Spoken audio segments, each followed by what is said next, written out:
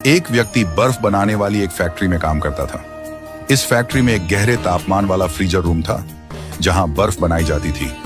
हर शाम की तरह आज भी फैक्ट्री बंद होने से पहले वह व्यक्ति अंतिम बार पूरे क्षेत्र का निरीक्षण करने निकला।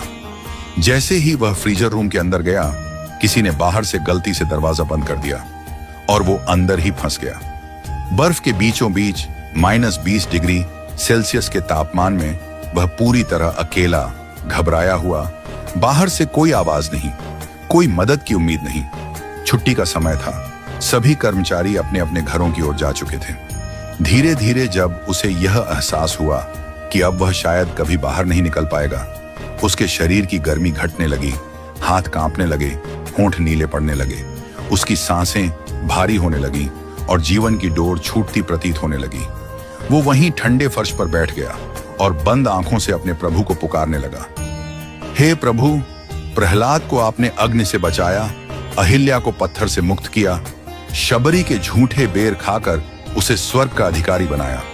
अगर मैंने जीवन में एक भी ऐसा कर्म किया है जो आपकी दृष्टि में धर्म या मानवता के योग्य हो, तो आज मुझे बचा लीजिए।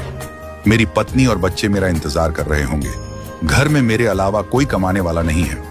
अगर मेरा शरीर यहीं जम गया तो उनका क्या होगा? इतना कहते कहते उसकी आंखों से अश्रु बहने लगे। वह वहीं धीरे धीरे बेहोश होने लगा। करीब 1 घंटे ही बीते थे कि अचानक दरवाजे पर खटखटाहट हुई। दरवाजा खुला और चौकीदार दौड़ता हुआ अंदर आया।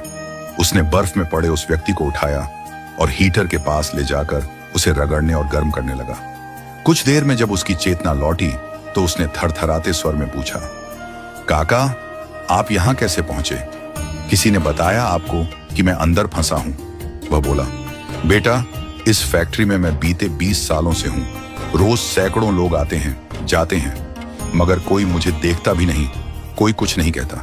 लेकिन तुम जब भी आते हो, मुस्कुराकर राम राम काका कहते हो और जाते वक्त फिर कहते हो, काका, घर ठीक से जाना, ठंड है। तुम्हारे इस एक राम राम में ऐसा अपनापन होता है कि मेरा सारा दिन अच्छा हो जाता है। आज जब सब लोग निकल गए, मैंने सबके जाते वक्त निगाह डाली, पर आज तुम्हारी राम राम काका आवाज नहीं आई। मैंने इंतजार किया 5 मिनट, 10 मिनट, फिर दिल घबरा गया। फिर मैंने फैक्ट्री के एक एक कमरे को खोजना शुरू किया और जब फ्रीजर रूम तक पहुंचा तो देखा दरवाजा अंदर से बंद है।